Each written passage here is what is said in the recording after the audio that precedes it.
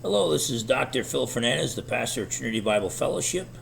I also teach at Cross Point High School in Bremerton, and I'm the professor of apologetics and religion for Veritas International University. And one of our viewers had a friend who asked the question, well, who created God? And they acted like that's a big objection to the Christian belief in God.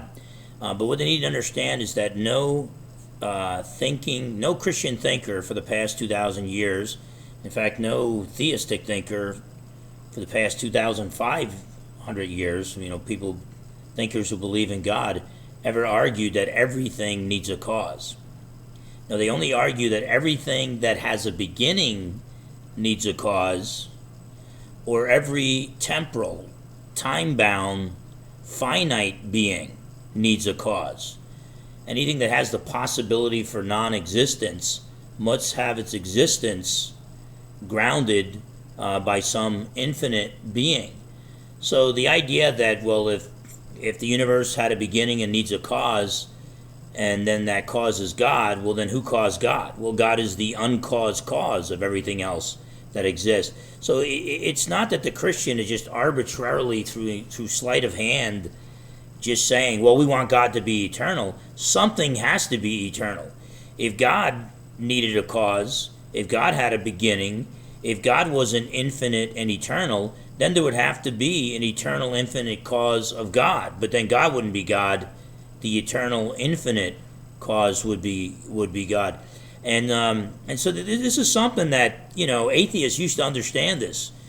In the 20th century, or the 19th century, he died in 1900, Friedrich Nietzsche, the German atheist, he believed the universe didn't need a cause because he believed the universe was eternal. Well, that option's no longer open to atheists. Now, because of Big Bang cosmology and the expansion of the universe and the second law of thermodynamics, energy deterioration, we now know the universe had a beginning. And whatever has a beginning, something else had to cause it to come into existence. Because if something has a beginning, it couldn't pre-exist its own existence in order to bring its own existence about. So it couldn't cause its own existence, so something else had to cause it to come into existence. It couldn't pop into existence out of nothing, totally without a cause. That's absurd. Nothing is nothing, therefore nothing can do nothing, therefore nothing can cause nothing. So if something has a beginning, something else had to cause it to come into existence. And you can't go back on and on forever. Eventually you have to arrive at an uncaused cause of everything else that exists. And so it's not that everything needs a cause. Everything that has a beginning needs a cause. Everything that is finite or limited needs a cause. Everything that has the possibility for non-existence needs a cause. And whatever the cause is of all those finite possible beings that had a beginning, that cause must, by definition, be eternal and infinite to ground the existence of everything else that exists. What's the alternative? The alternative is that nothing exists now. That everything's an illusion. Now, I don't know how, if everything was an illusion and nothing existed, I don't know how we could have the illusion. Because we wouldn't be around to have the illusion that something exists. And so basically the Christian is arguing philosophically, and it's not only Christians, it's Muslim philosophers, it's also Jewish philosophers, it's people like Aristotle believed there had to be an unmoved mover to ground all the existence of beings that change.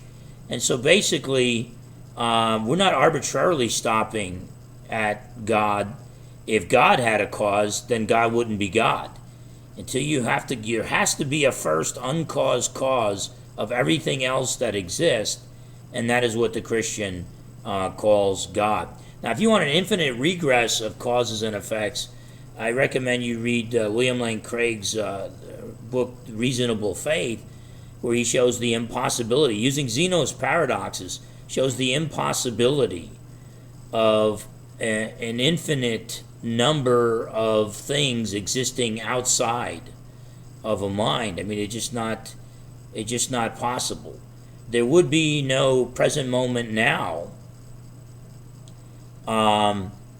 unless there had to be a first moment in time. So time had to begin. You cannot have an infinite set of finites existing outside of a mind. There had to be a first cause. And so everything that has a beginning needs a cause, and eventually you have to arrive at something that doesn't need a cause.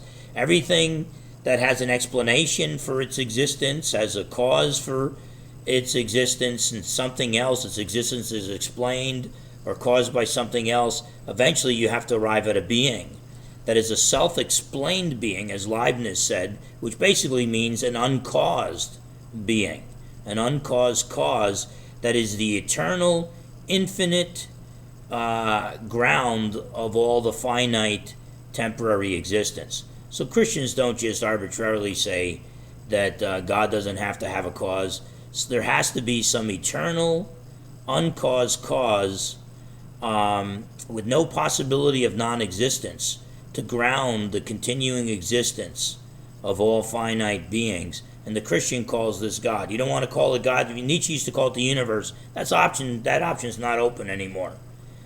But there's got to be some eternal, infinite being that grounds all the other things that exist.